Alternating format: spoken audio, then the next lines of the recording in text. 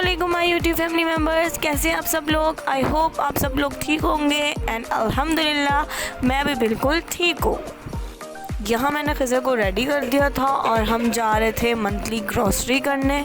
और बस खिज़र को खिज़र की फूफो के घर छोड़ेंगे और हम जाएंगे फिर आगे घर का सामान लेने के लिए।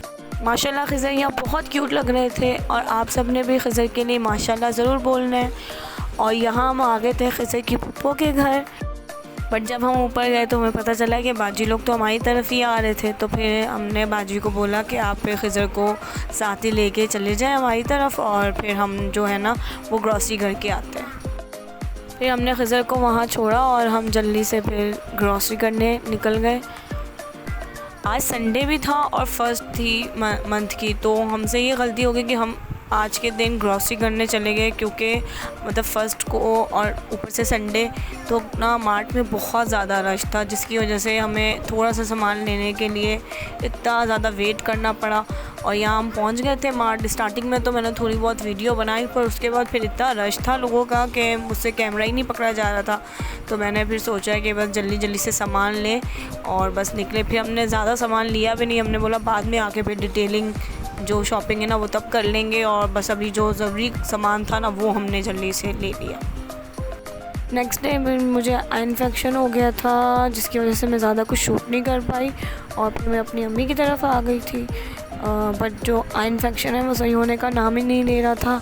तो फिर यहाँ मैं और मेरे हस्बैंड हॉस्पिटल जा रहे थे, क्योंकि मेरे ना आई में बहुत ज़्यादा पेन हो रहा था।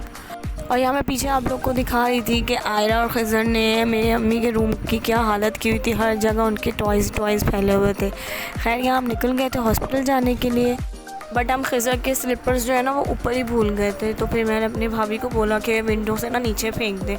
तो जो वो फेंकने लगी तो एक तो नीचे गिर गया और एक जो है ना वो जो दीवार का तो एक्स्ट्रा हिस्सा निकला होता है ना उसके ऊपर गिर गया। फिर मेरे जो हस्बैंड है उन्होंने बाइक को नीचे लगा के उसके ऊपर चढ़ के फिर वो उठाया और फिर खिज़र को जल्दी से पहनाया और फिर हम हॉस्पिटल के लिए निकले। अच्छा, मुझे आई इन्फेक्शन भी इतना सीवियर वाला हुआ है कि जो आजकल वबा फैली हुई वो वाला आई इन्फेक्शन नहीं हुआ, मुझे कोई मतलब दूसरा ही हुआ है। और यहाँ अभी जब मैं जिस हॉस्पिटल में जा रही थी और जिस डॉक्टर से मैंने दवाई ली उस दवाई का भी मुझे कोई असर नहीं हुआ। हमें फिर 1-2 दिन बाद फिर किसी दूसरे हॉस्पिटल जाना पड़ा और डॉक्टर भी चेंज करना पड़ा। तो उसकी भी अभी मेडिसिन चल रही है मेरी, यहाँ तक कि अभी भी जब मैं ये वॉइस ओवर कर रही हूँ तो मेरा आई इन्फेक्शन अभी भी चल रहा है। और एक तो आजकल के डॉक्टर्स का भी समझ नहीं आता, मतलब एक डॉक्टर यहाँ जो जिस क्लिनिक में मैं अभी बैठी हूँ इन डॉक्टर से दिखाया तो बोल रहे हैं ये सिंपल जो आई इन्फेक्शन चल रहा है, जो वबा चल रही है वो है और आप ये 2 ड्रॉप्स लें और इससे सही हो जाएगा। हालांकि मैंने 3-4 दिन लेके देखा कोई सही नहीं हुआ। और फिर उसके बाद मैंने डॉक्टर चेंज किया, हॉस्पिटल चेंज किया, तो उनको मैंने मेडिसिन दिखाई है तो वो बोले ये तो सिर्फ आपकी आई साफ़ करने के लिए उन्होंने दी है, इन्फेक्शन सही करने के लिए तो उन्होंने मेडिसिन ही नहीं दी। तो मैं उस वक्त हैरान हो रही थी कि मतलब आपके पास एक पेशेंट आया, आप उसी वक्त उसको प्रॉपर एक दवाई दे दो जिससे फ़ौरन सही हो जाए। बट नहीं, जब तक बार बार पेशेंट्स चक्कर नहीं लगाएंगे उनको सुकून नहीं आएगा। जब चक्कर लगेंगे पेशेंट्स के तो ही उनको जाके सुकून आएगा। खैर मैंने फिर डॉक्टर को दिखा दिया तो उन्होंने जो मैंने बताया कि वो कोई ड्रॉप्स दे दिए थे जो कि सिर्फ आई क्लियर करने के लिए थे, वो फिर उन्हें दे दिया। हमने फिर वो जाके मेडिकल से लिए, मेडिकल स्टोर से। और यहाँ पे स्मार्ट पे जो मेडिकल स्टोर है यहाँ फिर मैं बाहर निकली तो ये चिप्स की बहुत अच्छी वैरायटी थी। तो वहाँ हमने एक चिप्स देखी बनाना चिप्स करके, तो हमने वो पहले कभी खाई नहीं, मैंने तो नहीं खाई कभी। तो मेरे हस्बैंड ने बोला चलो लेके चेक करते, तो ये फिर हमने एक ली। फिर वो मेरे हस्बैंड जाके अंदर से बिलिंग करवा के लाए। फिर हमें हल्की फुल्की भूख लग रही थी तो हमने बोला कुछ हैवी खाने का तो दिल है नहीं। फिर हमने बराबर में कोई शॉप थी वहाँ से हमने अंडे वाला बर्गर लिया, जो कि मेरे ख्याल से सबको ही बहुत पसंद होगा। मुझे तो पर्सनली अंडे वाला बर्गर बहुत ज़्यादा पसंद है। बट मैं शॉक में तो असल में तब आई जब मुझे पता चला कि अंडे वाले बर्गर की प्राइस 150 रुपीज़ है। मतलब मैं हैरान रह गई कि इसमें ऐसा क्या था जो 150 रुपीज़ है। जब मैंने सादा बर्गर की प्राइस पूछी तो उन्होंने बोला कि 60 रुपीज़ और अंडे वाले बर्गर की 150। तो फिर मैंने अपने हस्बैंड से पूछा कि एक अंडा कितने का आता है, तो उन्होंने बताया कि आई थिंक 25 या 30 रुपीज़ का एक अंडा आता है।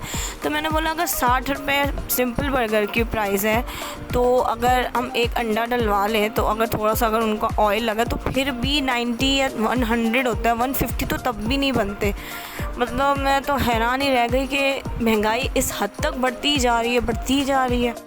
खैर जब हम घर के लिए निकले तो आप या पीछे वीडियो में देखा होगा कि हमारी बाइक के साथ कोई मसला हो गया था उसकी चेन के साथ। तो शुक्र है कि वो जहाँ चेन उसका ख़राब हुआ है वो करीब में ये जहाँ से मेरे हस्बैंड दिखाते हैं ना बाइक, वो जो मैकेनिक की शॉप थी वहाँ करीब ही थी।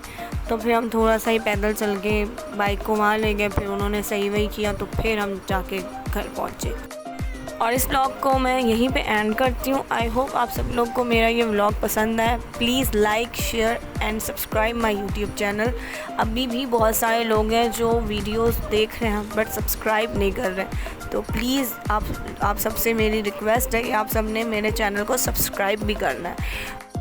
और आप सब लोगों ने मेरे लिए प्लीज़ दुआ करनी कि मेरी तबीयत जल्दी से सही हो जाए।